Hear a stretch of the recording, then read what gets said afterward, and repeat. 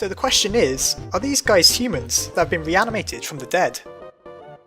Well, let's take a look at the facts. Asriel collected 6 souls that represented the following characteristics: patience, perseverance, integrity, bravery, kindness, and justice. We learn that these are the traits the soul attacks us with what appears to be frying pans and hot oil. Now who loves cooking and also happens to be extremely kind? When we fight the mad dummy, a ghost possessing a training dummy, it becomes frustrated with its useless minions and eventually resorts to hurling a knife at us. Kind of like how we have to dodge spinning waves of knives when fighting the light blue heart. Also, doesn't the mad dummy strike you as someone who has gone completely insane? Maybe they used to be very patient, maybe too patient. We also find the belongings of the dead humans when traversing the underground. In Hotland, we discover a frying pan and an apron. We know that Papyrus has met Alphys, as he mentions her several times in ballet shoes while in Waterfall. Now, can you think of anyone who dances a bit like a ballet dancer? And just like how Metaton attacks us with his heel-tipped feet, we need to dodge ballet heels during the blue heart phase of Flowey's fight. I'm not the only one who felt that he showed a lot of integrity in deciding he needed to stay and entertain monsters, am I? And if you survive the attack, you find that the stars have turned to music notes. During the Purple Soul fight, words fly across the screen. Also, it just so happens that Napsterbluke loves to write songs. And don't the white words make you think of some of the self-doubts that must plague the ghost? I also don't think that it's unfair to say that despite being extremely shy, Napsterbluke always perseveres. He saves you from the mad dummy, and at one point works up the courage to try and add you on the undernet, even though he quickly decides against it. So where does Sans fit into all of this? At first, it isn't immediately obvious. But who's the one who judges you at the end of the game? If you were extremely evil and killed every monster, it's Sans who attempts to stop you. Just like the yellow soul, Sans represents justice. That leaves just one soul unaccounted for: bravery. At first, I couldn't think of anyone it could be. We've been over all the undead monsters in the game, or have we? The mysterious Gaster may or may not even properly be in the game, but a lot of people agree that he's likely an undead monster of some sort if he does exist. Take a look at his sprite. The holes in the palms of his hands are exactly like the holes in the hands of the bravery fight. A black circle on white. Every human soul we see during the Flowey fight could have easily belonged to one of the undead monsters within the game. So what do you make of all this? Metaton is integrity, Napsterbluke is perseverance, Sans is justice, Papyrus is kindness, the mad dummy used to be patience, and Gaster is bravery. Our knowledge of Gaster is very limited, but what we do know is that he disappeared around the core one day. Could it be that while showing immense bravery, Gaster sacrificed himself for some greater good? If this theory is correct, it means all of our favourite undead monsters were originally humans. Asriel always seems like he never truly wanted to kill anyone. Is it possible that through some dark experiment that he had Alphys conduct, that they were brought back to life as monsters? I guess we'll never know. Well, that's it for now. I hope you've enjoyed the return of UNDERLAB.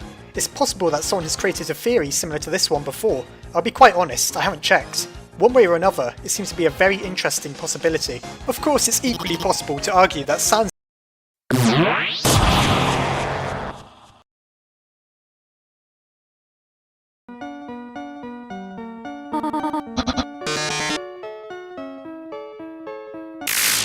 actually justification to commit genocide upon monster kind? Well, in some respects, yes. Now I realise this is going to be a divisive video.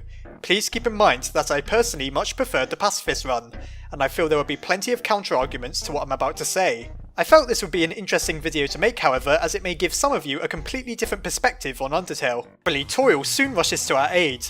I know what you're already thinking.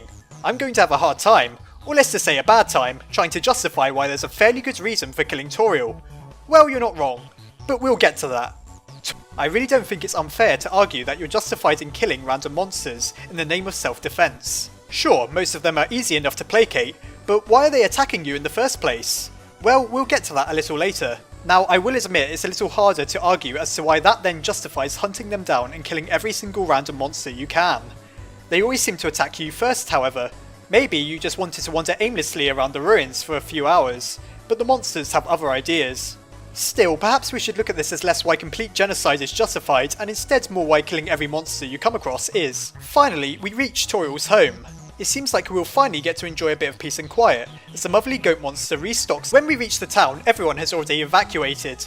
If you went on to kill all of the non-aggressive monsters in Snowdin Town, then I really would have a difficult time trying to justify that. However, you don't. Instead, you come across Papyrus. Now, he's far from the worst, as he only wants to capture you. Fair enough in some respects. Think about it though, if Papyrus wasn't so incompetent, he'd put you in a jail cell that you couldn't escape from when he beats you. If we allowed that to happen, Undyne would soon show up and take you to Asgore in order to kill you and take your soul. While that's not what happens, remember, Papyrus's inadequacy is the only thing preventing it. Being defeated by Papyrus under these conditions is just a delayed death sentence. In this case, why shouldn't I fight back? Sure, he may let you pass if you lose him 3 times, but even then he's clobbered you likely quite painfully with his bone attacks by now, for as eager to attack you as anyone else. Yeah, sure, I'm just going to be nice to you and let you go when you're actively trying to kill me. Or on second thoughts, no, I'm not. We soon come face to face with Undyne, who seems to think she's a hero for trying to stop you, the same human who has been assaulted by monsters time and time again. She may have more of a reason for it if you've killed every monster up until now, but that hardly changes the fact that she attacks you regardless of what you've done. Just like every other monster, Undyne wants you dead, and in my opinion, fighting back. Finally, we come to the corridor of judgment to be judged for our sins. While the game clearly disagrees with me as Sans can now deal karmic retribution damage to us, I have to question just what exactly is Sans judging us for killing monsters who all attempted to kill us first. It'd be a bit different if those same monsters had only been trying to avoid us, but it seems each and every single one of them wanted us dead. In all fairness to Sans, at least he only attacks us on the genocide path, showing some actual rationality unlike most of the monsters that came before. However, it's worth noting that Sans only displays such pacifism because of the promise he made to Toriel. Claiming that we'd be dead where we stand had she not done that, it's clear that Sans is just as dangerous and merciless as any other monster we've come across. Our last encounter is with Asgore and Flowey. Now before I go any further, just remember I'm arguing from a certain perspective here. It's important to remember that there's many different ways of interpreting Undertale, and that this is just one of them. My personal preference is actually a lot different from what I've been saying.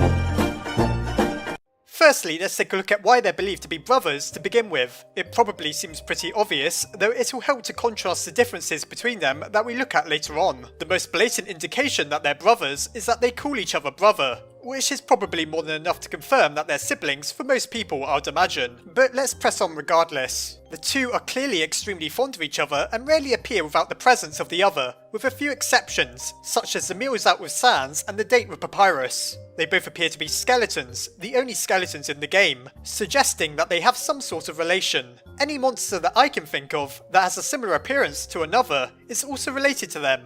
Essentially, they're just like most siblings in real life. Not always on the same page, but deep down they appreciate one another. What then could possibly indicate that they're secretly not related? Well, let's start with the superficial differences.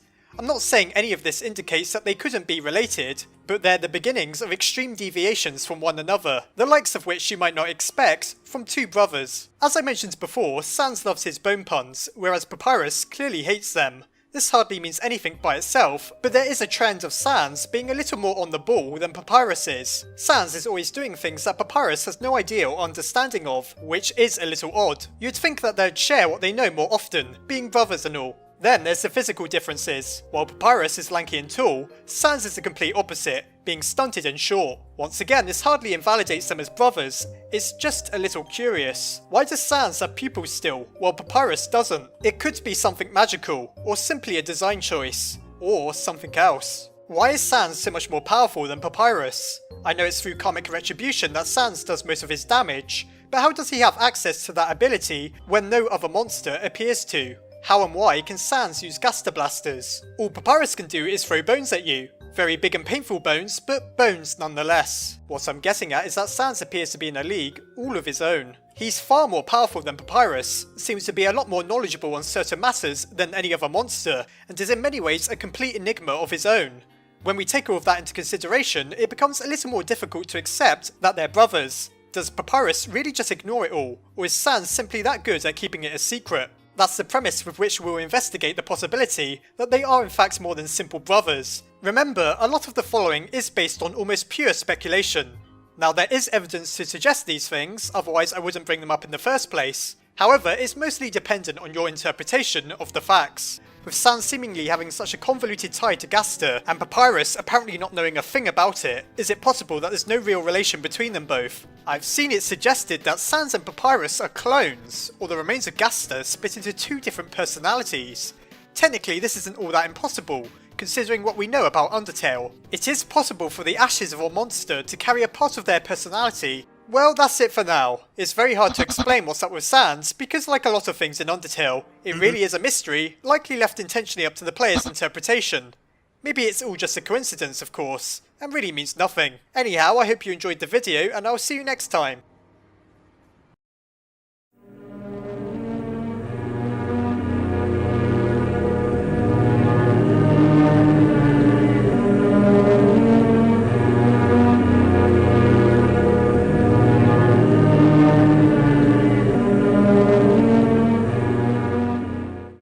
They seem to be a peace-loving race who have been forced into a war of humanity. Most of those who attack us are unwilling, and are doing so more out of a sense of self-preservation than anything else. Therefore, why exactly were the humans so afraid of the monster's ability to absorb souls? It surely wouldn't pose a threat if they never intended to use it. In something of a giant twist, could it be that the player is lied to by these plaques? There's several things we need to keep in mind here. The plaques were written by monsters, not by humans. They'd have a vested interest in giving a positive depiction of their own species.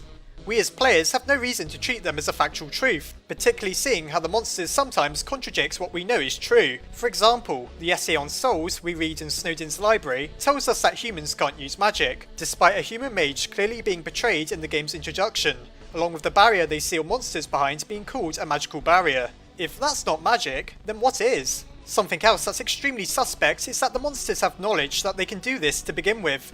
In fact, it appears to be common knowledge, what with most monsters anticipating that Asriel will absorb the 6 human souls himself in order to break the barrier. Lastly, if we're to believe this process has never happened before, then how do they know what a monster that has absorbed a human soul will look like? There is, after all, an illustration of a monster infused with a human soul on one of the plaques. It seems, therefore, that we could be getting lied to. If we strictly follow the monster's narrative, the humans are the big bad guys who attacked first because they feared what the monsters could do, not what they had done. However, the monsters just so happen to know exactly what happens if a monster absorbs a human soul. Information that I have no idea how they could have obtained if they hadn't physically done that before. Is it possible that the humans attacked monster kind, not out of an assumption, but because the monsters were known for deliberately stealing their souls? Now, I know what you may be thinking. The monsters are likely aware of their ability to absorb human souls because Asriel absorbed Chara, or Kara's soul. However, there's several flaws with this logic. I'm not sure if the monsters really had any idea about Asriel and Chara's plan to escape to the surface. As far as I'm aware, Asriel reached the surface, then returned to the underground all without the knowledge of his parents. There would have been no time in between to observe the effects of a human soul upon a monster. Then it's worth considering that he only had a single human soul. I doubt he turned into some scary creature like the illustration on the plaque describes. After all, we're told that Asriel never attacks back, so he likely had no reason to change his form, if he even could. Finally, what really makes this extremely unlikely is that the plaques are described as ancient writing on the walls. If they're ancient, then I doubt they were written post Asriel's death. The passage of time in Undertale is unclear to say the least, but it doesn't seem to me that Asriel has been dead for centuries. Remember, he was recorded with a camera, as we find out in the true lab, so he likely hasn't been dead that long. So what does all of this tell us? The monsters know they can absorb human souls, they know what happens when they do it, and it's not because of Asriel. Therefore, it must have happened before, and likely with the intent of killing humans, considering that at least one monster in the past, whoever it was, absorbed enough souls to transform into something terrifying. Therefore, it isn't as much of a sob story for the monsters as we're led to believe. Perhaps they were trapped underground for a very good reason. Not only that, but I think it's unlikely that that was the humans' only reason for sealing the monsters underground. Are they really as weak as the plaques claim? Many monsters can defeat us easily enough. It's only because of Frisk's determination that we can keep reloading and trying again. The 6 humans who fell down before weren't so lucky, and we're never told that they took down hundreds of monsters with them. The monsters may seem weak to the player, but we have to remember that Frisk isn't an ordinary human, so it's possible that the monsters are a lot stronger than is claimed. After all, if a single human can defeat all of them, how are any of them alive today? What would be the point in going to war with a race of creatures so weak and so easily defeated? The monster's ingenuity is also something to be both admired and feared. Just look at the core in Hotland, apparently designed by Gaster. How did the monsters manage such a technological feat in such a terrible situation? Maybe the monsters really are just that brilliant, but it seems to me that they are in fact a lot more stronger, a lot more clever, and a lot more cunning than we're led to believe. It's no wonder why the humans viewed them as a threat. They say that history is written by the victor, but if the losers find themselves completely isolated from said victor, there's no reason they can't write their own history. I think it's quite likely that the monsters posed much more of a threat to humanity than we're otherwise told, which means the humans were likely more justified in sealing them underground than we think. Don't get me wrong though, it seems now whatever threat the monsters once posed is mostly extinguished. After all, many of them desire peace, and the bright future the true pacifist ending promises for both monsters and humans helps make up for whatever atrocities both sides committed during the original war. He not beating Goku! He not beating Goku! He not beat. Nobody could beat Goku! Who you know beating Goku? Also worth considering is that his EX form is inefficient with its use of power. In theory, a smart foe could simply flip his switch and leave him to dance until he's out of battery. Mettaton therefore would likely win any fight against Brawn, though against Brain he'd be out in the cold. If we went on the genocide path, in the Judgment Hall we will fight Sans and discover him to be an incredibly powerful enemy. It's extremely hard to rate Sans' power, as he's I'd rate Undying the Undying as the third most powerful, Sans as the second most, and Asriel as first. But therefore Sans is surely the most powerful monster, right? Well, maybe not. He does have a weakness or two. He is genuinely very lazy, and for that reason likely never reaches his full potential. He also deals most of his damage through something called karmic retribution. Karma in real life is the belief that good actions will result in good things happening to you, and vice versa. Retribution is the idea of a punishment that you deserve being inflicted upon you. Therefore Sans is surely only so powerful against someone who deserves it. If a good person has karmic retribution used upon them, if anything it should heal them. Therefore Sans is crippled in the respects that he's only so powerful against evildoers, meaning that in a friendly duel or spar, he likely wouldn't be much stronger with your own malicious intent. When a human is filled with a desire to kill and to harvest love and EXP, there doesn't appear to be anything that can stand in their way, with most monsters dying in only a single blow, with the power to reset whenever defeated, making them literally invincible in every way. Firstly, I'm pretty sure that 2015 is not the year that Undertale takes place in. Let me explain why. As I've mentioned before, the human we see in the introduction cutscene is clearly Chara, or Kara, and not Frisk. Proof of this is a single stripe on their shirt, as Frisk has two stripes on theirs. Now we know that the monsters have seemingly been trapped for at least a few centuries, judging by the spears the humans are shown to be using in the introduction. Highly unlikely that if humans falling down is such a rare occurrence that it's only happened 8 times over the space of a few centuries, then it's highly unlikely that the last human to fall, namely Frisk, also fell during 201X.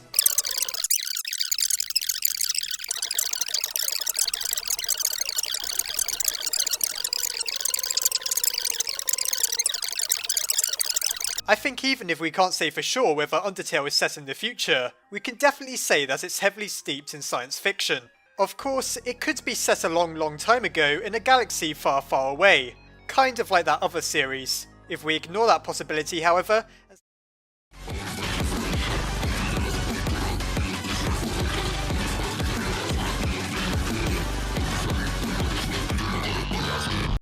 actually it serves a pretty practical purpose. Alphys explains to us that it converts geothermal energy into magical electricity. Now, while I don't exactly know what the properties of magical electricity is, it makes sense that this is where the monsters get their power from, namely produce electricity. While that all adds up, we still don't know what exactly the core is doing to turn geothermal energy into magical electricity.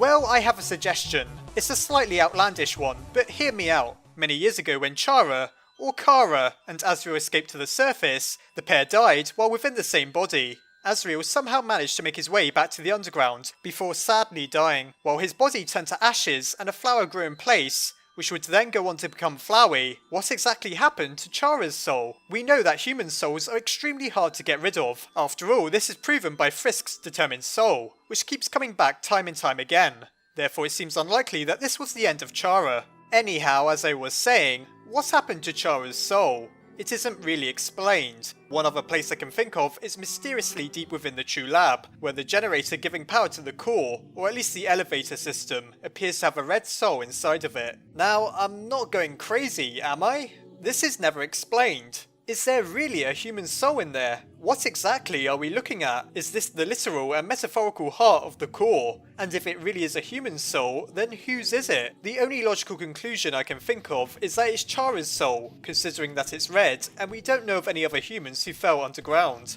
This would explain both where Chara's soul went and the mystery that powers the core. Scarily enough, it adds up more than you may think. Something has to convert energy into electricity, though it's never explained what. What could be better than an overflow of determination, a resource that within Undertale is consistently proven to be the strongest force of all. We don't know exactly how determination works or what it's capable of, and it's for that same reason that I believe a human soul would be capable of powering the core. Not only that, but it could clear up many other mysteries. Where did Alphys harvest all of that determination from for her experiments? Sure, maybe it was from the other 6 humans. However, my question is, why did they never reload, like Frisk, when we know that that is something determination allows you to do? Their souls may be far stronger than any monster soul, but how much of that has to do with determination?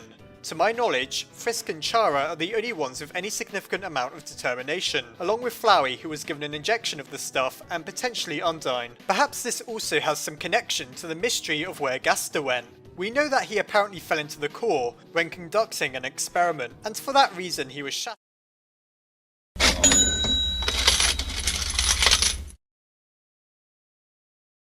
Her conscience isn't clear. Muffet explains that she's been paid to acquire our soul by a mysterious figure who had a nice smile and appeared to transform while in the darkness. Naturally, this is all very cryptic, and I admit I had to pause to think about it. Who the heck exactly wanted us dead? Well, not too surprisingly, there's quite a few monsters who do, though only a few who match Muffet's description. Here's what we have to remember. They can transform, they have what Muffet calls a sweet smile, and for some reason they want our soul. As far as I'm aware, there's no concrete answer to this question, though there's certainly some monsters who are more likely to be the culprit than others. My first guess would be Flowey. Flowey is a sensible pick, as he seems to perfectly fit Muffet's description. We see Flowey transform several times throughout the game. When first talking to him, his face contorts into a demonic smile when mocking us, and a strange head when laughing. At the end of the genocide path, Flowey transforms his face in order to resemble Asriel's, trying to win our pity as he sees the fallen human in us. This is proof he can transform. Then of course, there's the fact he can turn into either a Mega Flowey or Asriel once more with enough souls, though I'm not sure if that really counts. Flowey is almost always smiling, so he definitely matches Muffet's claim that he has a sweet smile. Lastly, there isn't a doubt within my mind that Flowey wants our soul. Everything therefore points to Flowey being responsible, but is he really? One more factor we have to consider, namely when he has the other 6 souls within his possession. The reason he can't just take your soul there and then is because Asgore would still have 6 and be able to defeat him in combat. So it's plausible that Flowey hired Muffet as he fits her description. At the same time, he lacks the motive to do so. Who else could be responsible? Could it be Papyrus? Aside from the smile, there's really no reason to think it would be. But what about Sans? Sans is surprisingly more likely than you may think. Firstly, there's no doubting that he has what Muffet might call a sweet smile. His grin is an iconic part of his character. Can he transform, however? Well, Sans is known for having many mysterious powers, such as teleportation, and by suggesting that Muffet wasn't specifically referring to taking our soul, she could have simply meant whoever hired her wanted us dead. Maybe Sans figured this was a way of circumventing his promise to Toriel, as it would mean he didn't need to hurt us directly. As for a motive for actually wanting us to perish, perhaps Sans feels it would be for the greater good. At this point, if on the neutral or genocide path, she wanted to add a little more tension to her stage drama with the human. Spider Monster is how he'd go about doing it, and so I'm going to say Gaster is off the hook. Of course, he never really existed to begin with, and it's rude to talk about people who are listening, so I'll just move Undertale, and there's absolutely no reason to believe that's a power he might have. What I think rules Asgore out entirely though, is how Muffet describes the person who paid her. Why wouldn't she just say that King Asgore is the one who demanded your soul? Obviously she would recognise her own king, so why describe him in such vague terms? It's Metaton. Metaton seems without a doubt to be the most likely suspect. There isn't complete confirmation in the game, but all the evidence points to him. He fits Muffet's description perfectly, and while we don't know why he would feel the need to transform in front of her, we know it's something he could do. He definitely wants your soul, as he doesn't believe you can make it past Asgore. Remember, as I said, if Sans felt so strongly about killing you that he hires Muffet, then why does he only attack you on the genocide path? Metaton attacks you regardless of what path you're on, proving that once the Hitman plan fell through, he was willing to commit to his scheme. There's no doubt that he has a lot of gold from being the Underground's #1 personality, and lastly, in his EX form,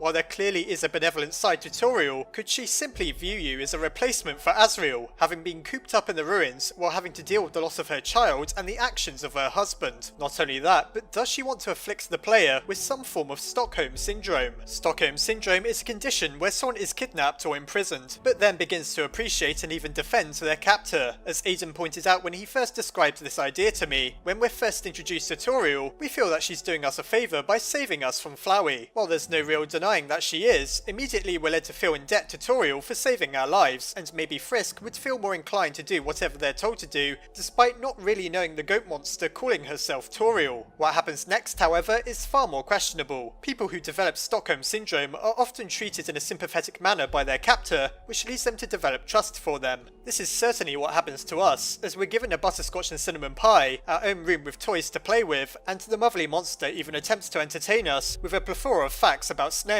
While this is admittedly very nice of her, we are sort of expected to simply forget about the fact that we're trapped with her in the ruins and that she'll go to any measure to stop us from leaving, even attacking us, claiming that we need to prove that we're strong enough to survive. We're isolated from the rest of the underground, and so it seems Toriel hopes that we'll come around to her way of thinking. She gives us the impression that everyone outside of her home wants us dead, which isn't entirely true, as most monsters can be calmed down with a stern talking to, or in some cases a date. How exactly then does this tie into her past? Well, as I mentioned, it seems very likely that Toriel's sanity has been tested by the years she's spent living alone. As we find out from interacting with the bookcase in her home, the books are all very well read. Imagine how boring things eventually got for her. Is it really a surprise that the second a human entered her home, she wanted to ensure we never left? We must be the only interesting thing she's seen in years, and so while her concerns for our safety should we leave may be genuine, there's a little doubting that there's a selfish side to her as well. Why react to us asking how to go home by threatening to destroy the only exit from the ruins? It's such an extreme overreaction that it forces us to question the sincerity of everything she does. One point of Stockholm Syndrome is that the captive may begin to share common interests with their captors. Toriel makes an effort to get us interested in her own pastimes by repeatedly telling us all about snails. It's no wonder that she wants us to be as interested in snails as she is, as they're one of the few things we'll have to play with, to capture and even to eat if we went along with Toriel's plan to keep us trapped within the ruins. We may also be more inclined to cooperate with Toriel in order to avoid harsh treatment, another reason as to why Stockholm Syndrome may develop. Now, while she'd clearly never go as far as killing us, she does attack us, which seems very extreme in context. She wants us to prove that we're strong enough to survive, but just think of the thousands of other ways she could have handled this situation. Why doesn't she simply go with us when we leave the ruins if she's so determined to believe that Asriel is wrong? She could protect us, and I'm sure many monsters would rally to the aid of the former queen.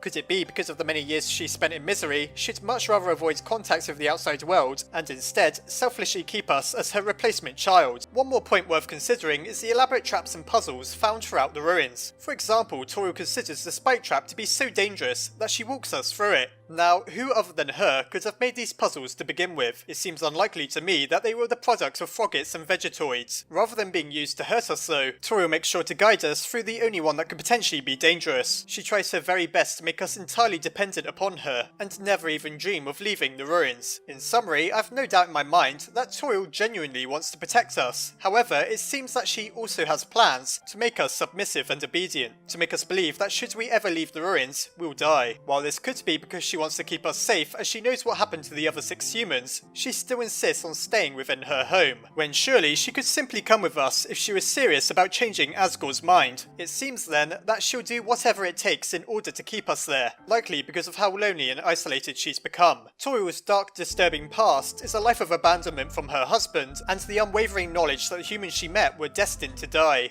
It's no wonder that she's determined to keep us within her home at any cost, even to the point that it becomes creepy and borderline obsessive. If Frisk hadn't objected to her scheme, monster kind would have never been freed, and while that's likely something Toriel never intended, it's hard not to see a darker and more selfish angle to her actions. At the same time, it's difficult to not feel sorry for her. It's no wonder that she became this eccentric character with everything that happened to her. Perhaps at the end of the day, all she needs is some fresh air and sunlight, so it sure is a good thing that the barrier was shattered in the end. Who knows what would have happened if Frisk grew completely dependent on Toriel and decided to never leave her home.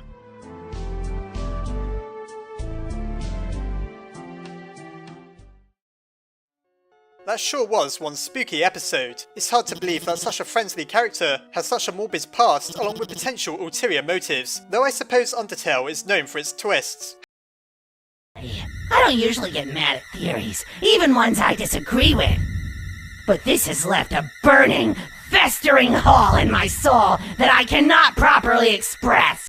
To several realizations about Asriel, with one stark possibility that many of us may have not considered. While we may all think we know what happened to the young dreamer and what his ultimate fate was, is it possible that in an incredible twist, Asriel is in fact still a furry royal goat monster after the game's ending? To add to that, is it possible that he might even return to society after his traumatic past and recent events? As unbelievable as it may seem, I have an explanation, one you might even find pretty convincing. So let's find out what really happened to Asriel at the end of Undertale. You probably think you already know exactly what happened to Asriel. After all, after the battle with him, he tells us that he's destined to turn back into a cold-hearted flower who's unable to feel love. Apparently the souls were the only reason he was able to maintain his true form, namely that of a young boss monster.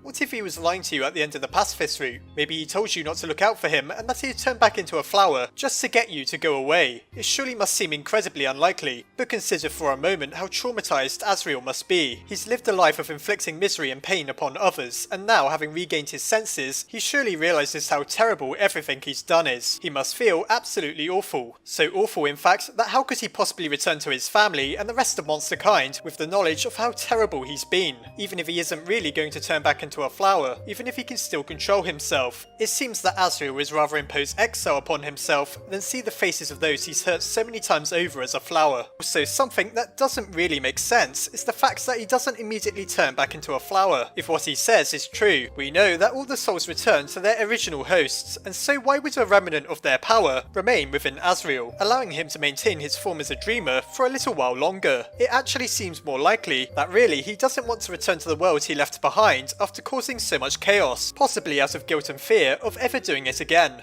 We should also consider that Asriel's soul was briefly merged with that of Chara's. Another peculiar thing is that Flowey begs us to not perform a true restart should we start up Undertale again after beating the pacifist route. This is because he knows we can't possibly obtain a better ending.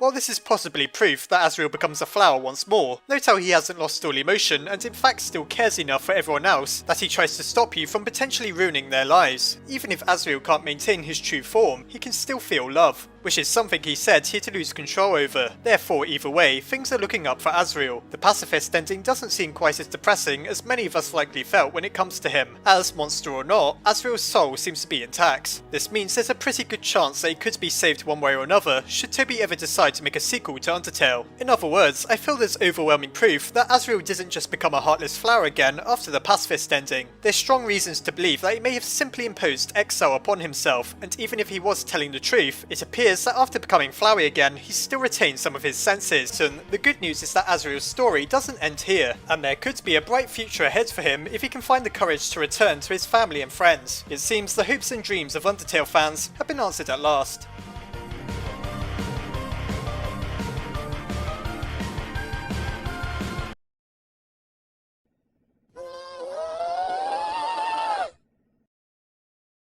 Evidence to support them, but are far from impossible. So I decided to create a top 10 video going over some of the craziest ideas that could very well be possible. You won't see me asking whether Sans is nest, however, as I'll only be using theories that I come up with. So it's time to take a look at the 10 most unbelievable Undertale theories. Number 10 is Frisk a monster. This is an interesting possibility that may seem like it couldn't possibly be true at first, though hear me out. Firstly, Frisk doesn't really resemble a human being at all, to the point that we can't even work out their gender. Chara or Kara, on the other hand, who's known to be a human, has a pale complexion befitting of who they are. You could argue that Frisk is meant to be a stereotypical Asian, but somehow I really doubt that, considering that it would almost be borderline racist. Secondly, Frisk shows the monsters nothing but empathy and compassion, something humans apparently don't have to care about. They really act nothing like the humans we've been told about in-game. You may think that Frisk's determination makes it impossible for them to be a monster, but remember that Undyne is somehow determined despite also not being a human. Therefore, it's far from impossible. The red coloration of Frisk's soul could mean anything, as we don't even truly know. Number 9. Did the 6 humans come back to life? As we know, Asgore took the lives of 6 possibly innocent humans in order to fulfill his dark plan to break the barrier. While he was correct in believing the power of 7 souls could shatter it, it came at a heavy price. Number 8 is Alphys completely insane. When we first meet Alphys, she gives us the impression that she's a benevolent monster who only wants to help us. However, just as soon as she's done warning us about her robotic creation, Metaton attacks us. She organises for him to put us in life and death situations over and over again, just to earn our trust when she saves us from him. She's also responsible for all manner of disturbing experiments within the true laboratory. They may have been directed towards a good end, but that doesn't account for their almost sadistic nature. If anything, Alphys' obsession with anime seems to be pouring into her work. For example, why did Metaton need to come equipped with a chainsaw? Alphys is extremely unpredictable, and she's potentially suffering from bipolar disorder. There's no doubting then that Alphys has gone a little off the rails. Number 7 is Chara's soul used to power the core. Here's a theory I've talked about in length already, and you can watch a full video explaining it called The Core's Great. Number 6, why does Undyne cover up her eye? Undyne is a pretty brutal character who never stops fighting no matter what. Proof of this is her missing eye. That's never explained no matter how much we play the game. It's just accepted that in one point in time, she started to wear an eye patch. What if, however, she's covering up not her eye socket but something else? On the genocide path, she shows us her true power when she becomes the Undying. During this time, a strange power seems to shine through her eye patch, implying that either magic or determination itself is pouring through her body. It's very possible that she wears an eye patch just to try and restrain all the power that she possesses, as it seems when she becomes the Undying that it tries to escape her. Like some sort of anime character, if you took off her eye patch, she'd probably become more powerful for a while, before eventually burning out. Number 5 is Undertale all a dream. Maybe the events of Undertale happened at one time,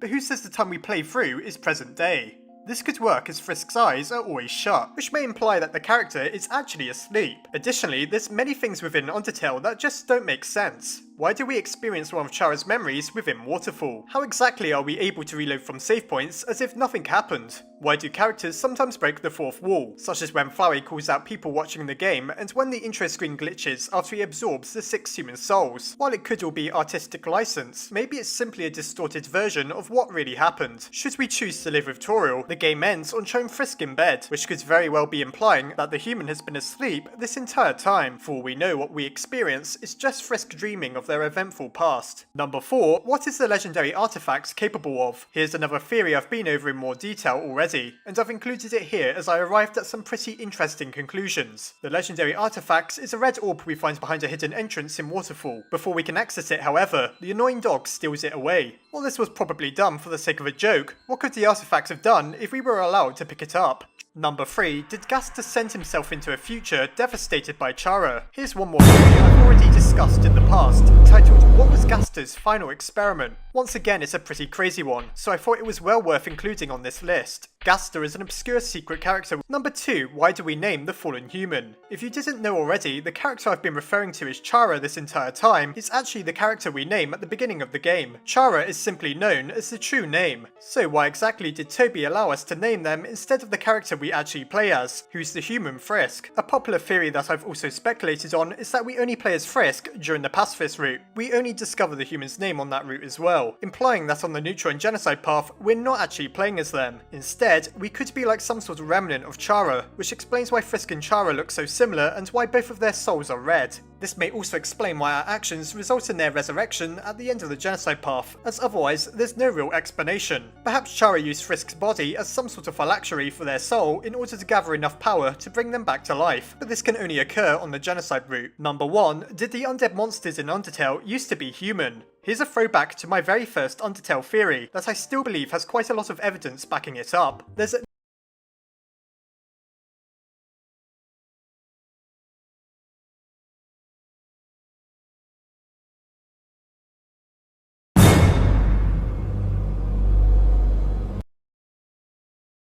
Let's start with the basics. One of the biggest mysteries within Undertale is the character Frisk. The meaning of their appearance has been debated for quite some time. Frisk doesn't even seem to have a gender, and calling them either male or female tends to result in a lot of people getting angry at you over pretty much nothing. Why does Frisk look so strange? Why is their skin an unrealistic shade of yellow? Well, I've always felt that the most likely answer is because Toby wanted Frisk to be like a blank slate for players to imprint themselves upon. Because Frisk appears to be a human but has no defining characteristics, anyone can feel as if the character is in some way an extension of themselves. However, could there be an entirely new possibility that we've not considered? Is Frisk secretly a monster? After all, there's one character a lot like us within Undertale, and that's Monster Kid. We can't determine the gender of Monster Kid, and like Frisk, their skin is a bright yellow. In fact, Frisk seems to take a lot more after Monster Kid than they do Chara, or Kara, who we know for a fact is human. That's because Asriel absorbed their soul and was able to pass through the barrier, which surely wouldn't be possible if Chara was also secretly a monster. So Frisk looks nothing like a human, but they do share similarities with a particular species of monster. That doesn't really confirm anything though, as Frisk doesn't have spines like Monster Kid, and they still have their arms intact. The next big thing that would surely derail this theory is the colour of our soul. When battling an enemy, we clearly see that it's red. All monster souls are white and upside down. However, did you ever consider this? During the fights, we see the name of the fallen human in the bottom left rather than Frisk. As we know, Chara's soul is red. Is this really our soul then? Are we in fact playing as Chara as a result of them somehow merging with Frisk? I've been over this idea in many different variations in the past, so I won't dwell on it for long, but I feel it's important to mention that the red soul might not even be our own. As we know, monster souls can merge with human souls, so who says that Frisk isn't a monster who found their soul somehow merged with Chara's after Asriel's death? But then surely the fact that we have determination cancels out everything I've said so far. Even Asriel didn't really possess any after he fused his soul with Chara's. Well, once again, there's plenty of explanations. How determination works is never really explained within Undertale, but we do know what it can allow you to do. One of the most important things is the ability to keep fighting on past death. Undyne the Undying shows us that she has determination by surviving a killing blow on the genocide path, so therefore, monsters are clearly able to retain some level of determination without turning into a gooey mess like the Amalgamates did. And once more, who knows how determination works? If Chara's soul really is merged with ours, then maybe it grants Frisk just enough power to keep on going. Another hurdle to explain is why the monsters attack us full stop if we're one and the same. Once more, I think this could be to do with our soul being partially human. Make note of how it's always our soul being attacked during encounters, rather than the physical body of our character, with Chara essentially controlling Frisk. No wonder why the other monsters recognize them as a human rather than a monster, and as we know, humans and monsters are at war with each other. The plot only thickens from here on out. Something I've mentioned before that's never made sense is that Alphys tells us that we must take Asgore's soul in order to escape the underground. However, on the neutral path, Flowey destroys Asgore's soul before we can do that. Yet we know we escaped as we receive a phone call from Sans telling us about how life in the undergrounds has been ever since we left. So how exactly is this possible? The simple answer is that it isn't, unless Alphys was lying to us. However, there's another possibility. If we really are a monster and Chara's soul has merged with our own, then it's no wonder why we could pass without Asgore's soul. We have the human and monster soul required to get past the barrier even without killing him. And of course, Alphys wouldn't know of our secret. This would explain everything that takes place just before and after fighting Asgore, and it really starts to lend some credibility to this theory. It explains why Alphys appears to lie to us, as we know she probably isn't aware that we're already part human and part monster, and it reveals how we could get through the barrier without Asgore's soul. There's even more to think about. Why does Frisk act nothing like the humans we've been told about, and why is their true name only revealed to us on the pacifist path? Through the Snowdin library, we learn that humans within the universe of Undertale have no need for compassion, and that sentiment is definitely echoed should we rewatch the introduction sequence. There we learn that the humans brutally forced monsterkind underground, and they must have killed quite possibly millions of them considering that they once ruled the surface alongside humanity. Frisk, however, is nothing like this. They show nothing but empathy wherever they go, perhaps even more so than the monsters they meet. While it isn't conclusive proof, Frisk is unlike any other human we've been told about within Undertale, indicating that they may be something more. But why stop there? I've remarked on this in the past, but it's relevant here. Within the game's files is an icon indicating that we were originally going to be able to cast spells. This is extremely odd, as books in the Snowdin library tell us that humans can't express themselves through magic. If we were really going to be able to cast magic at one point, then Frisk couldn't possibly be human. So what was Toby thinking by putting this in the game? Now, true enough, it was removed, so it doesn't necessarily prove anything. Still, there would have been no doubting that Frisk is a monster had he left the ability to use spells in the game. This could very well be why he removed it in the first place, to add some ambiguity to the mystery.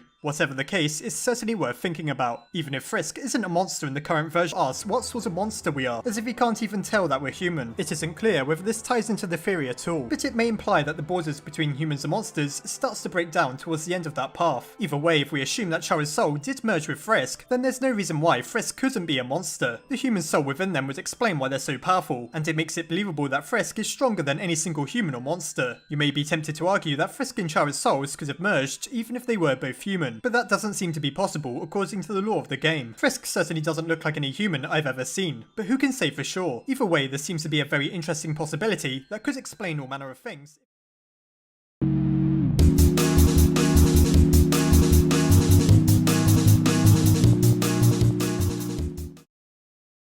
These, all colour disappears as we fight entirely white characters contrasted by a black background. The one true exception to this is the fight with Omega Flowey, who's in complete colour and appears to have been designed in Photoshop, unlike the other sprite-based monsters who were supposedly drawn in paint and graphic scale. What led Toby to this decision then? He was surely aware that it could have backfired and be a very unpopular choice. It's very rare these days to see a film or TV series in black and white, let alone a video game, though it does happen occasionally. Still, Undertale isn't truly black and white. There's plenty of colour when we proceed through the areas. For all we know, every monster really does become white whenever they're fighting, but why would this be? It's worth considering the possibility that it's purely a stylistic choice, equity unlike humans, as the Snowden library reveals. Could this also tie into why they are entirely white when we fight them? As Kay Jensen suggested, what if white is the colour of magic? This ties in quite an interesting way into many of the previous theories I've made. I've explored many reasons as to why humans in Undertale supposedly can't use magic, and if we think about it, if the colour white within Undertale represents some sort of manifestation of the 7 key traits, it's no wonder why that humans can't use magic. The library, so maybe the monsters are surrounded by some sort of magical aura when they fight you, which explains why they're seen as entirely white. After all, almost every monster seems to rely on magic to some extent to fight. However, there's a lot more to it. Another very interesting observation made by Kay Jensen is that many of the most powerful monsters within the game are white in the overworld as well. The Dreamer family, who have ruled over monster kinds for centuries, are all entirely white, with the possible exception of their eyes, and of course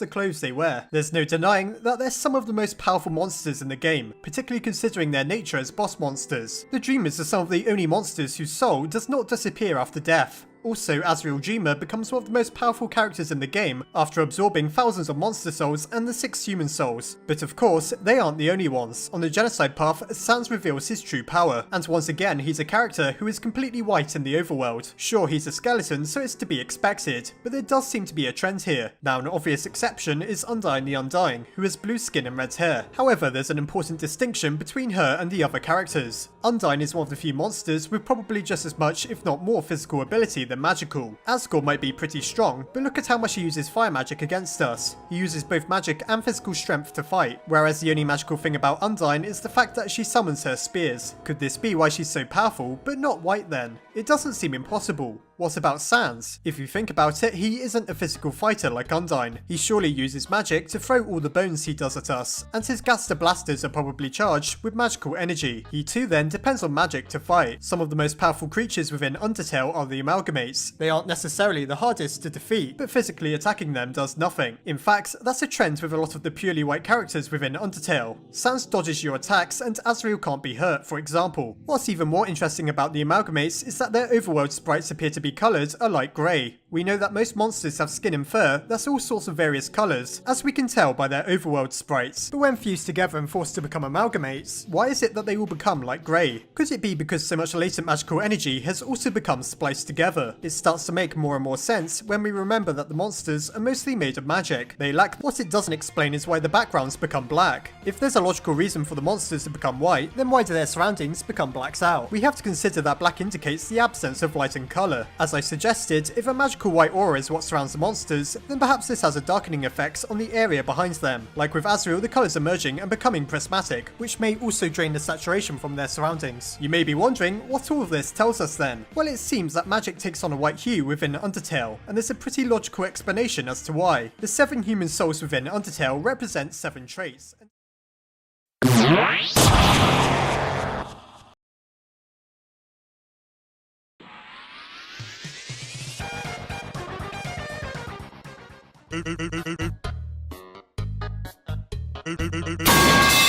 Even when those shortcuts clearly lead in the wrong direction. He even appears to freeze time itself within Grillby's when he decides that he has something important to tell us. These things could just be stylistic choices, but add in how mysterious Sans is and it suddenly seems like the skeleton has all sorts of bizarre powers. It's hard to know where they come from, but we can take a pretty good stab at explaining how they work. Have you ever considered that Sans isn't really doing any of the things he appears to be capable of? Allow me to explain. Before he unleashes his soul-stealing attack, we hear a very distinctive clicking noise that you may be familiar with. It's this noise that indicates that time has been frozen, and that's how Flowey is able to take everyone's souls without killing them. He froze the timeline, which allowed him to steal so much power without destroying everyone in the process. It's not clear why he did this, but perhaps that's something to delve into another time. For now, the focus is the fact that the clicking sounds we hear indicates that time has been stopped. You may be wondering how this relates to Sans in any way. Well, let's go all the way back to Snowdin. I'm sure you remember that I mentioned that he appears to freeze time while within Grillby's. And guess what? We hear the exact same sound yet again. During this scene, everyone but you and Sans is frozen in place. Now, doesn't that seem familiar? Fly does exactly the same thing to Frisk. He freezes everyone but us, allowing us to have our final battle. It's possible that Flowey isn't strong enough to freeze Frisk at that point, and that's the only reason we're able to do battle with the gods of hyperdeath. Anyhow, enough about Asriel. The focus is on Sans, though it was vital to compare Flowey's abilities to Sans, as they seem to be exactly the same. There appears to be no way that Flowey could have pulled off what he did without freezing time, and we even heard that distinctive clicking sound. We have no reason to doubt that's exactly what he did. In other words, it's pretty much confirmed that Sans can also pause time. There's the same sound effects and the evidence of what we see in Grillby's. It doesn't even seem that outlandish in a world where people can reload and destroy timelines. So why is the power to control time Sans' ultimate ability? Well, think of it like this. It explains all of his other powers, for example the shortcuts. We see Sans wander off in the wrong direction and somehow end up where he needs to be. He even does this at the very end of the game on the surface. How could he possibly have any shortcuts up there? We know that he's clearly up to something. While we've speculated it's teleportation, we have nothing to confirm that's what it is. What if he was simply pausing time whenever he wanted to go somewhere instantaneously? There's no way we'd know. The monsters weren't aware that Asriel had frozen time, and so for that matter maybe Frisk isn't either when Sans pulls the same stunt. He could easily drag us over to Grillby's or wherever else while we're unable to move, and as for himself, it's no surprise that he can go anywhere within an instant. Now I know what you're thinking. It's all impossible because of the genocide route. If Sans can really control time, why doesn't he just do that and kill us effortlessly? Well, that may be because of what's allowing him to manipulate time in the first place. It could very well be determination. We know that's how Flowey had the powers he did, and determination is also the reason we can reset and reload. Determination is tied to time within Undertale, or so it seems. This also gives an explanation to the apparent blood at the end of fighting Sans other than it just being ketchup. Now if Sans really does have some amount of determination, that would explain why he can't just defeat us without any problem whatsoever. If you remember correctly, he only gets serious about halfway into the fight where he starts to change his attack patterns. Once again we hear that clicking noise as his attacks shift between various patterns in the blink of an eye. By using this idea, I can explain just what exactly we're seeing. Sans is in a battle of wills with the player. Our own excessive amount of determination that we've gathered on the genocide path is preventing him from completely freezing time. Therefore, all he's able to do is surprise us by stopping time long enough to change his attack. Notice how Sans uses various attacks that no other monster is capable of, particularly the ability to change his technique in the middle of his round. It's all to do with his power over time, which unfortunately for him can't rival our overwhelming determination. It's a lot like how Omega Flowey couldn't shake us off even after absorbing 6 human souls. In the Sans battle, we're like Flowey. Sans makes use of all the determination and power he has left to pause time for as long as he's able in order to try and catch us off guard. Now, I can't say for certain whether it really is determination, and if it is, where he gets it from. Not to mention that this isn't really a new idea. People have been speculating about Sans having determination for ages. I think it's believable though that he really does have the ability to control time, and that it can explain almost everything he does.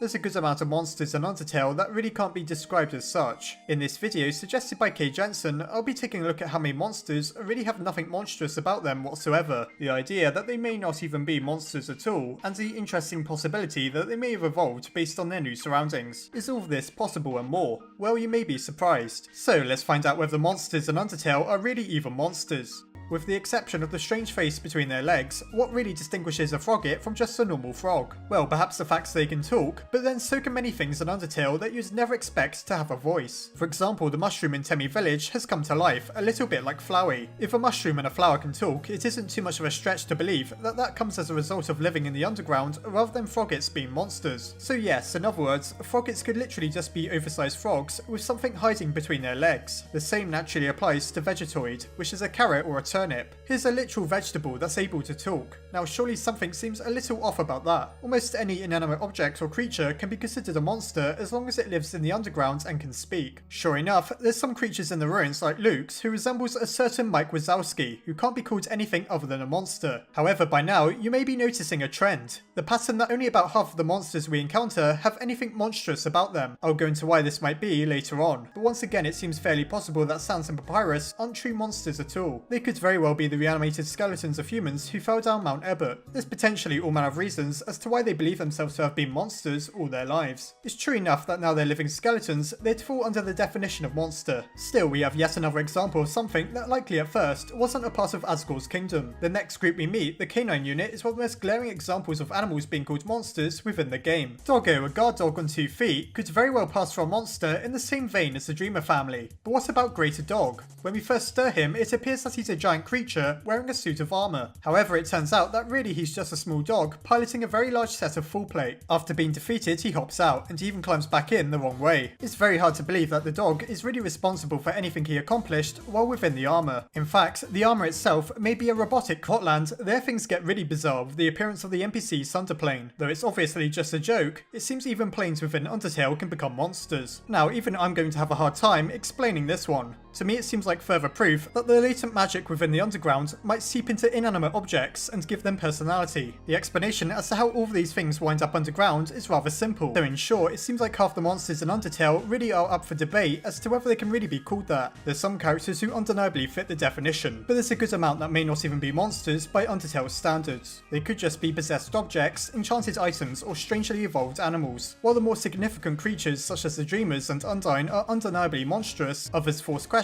such as, is that really just a talking rock? In most cases, yes, that really is all they are, and as to whether they're actually a monster is another question. There's nothing telling us whether they are or aren't, but I'll leave it up to you to decide whether you believe everything is a monster with the knowledge that anything can talk in the underground. I suppose, of course, that for some creatures, evolving into a rock may very well be a step up.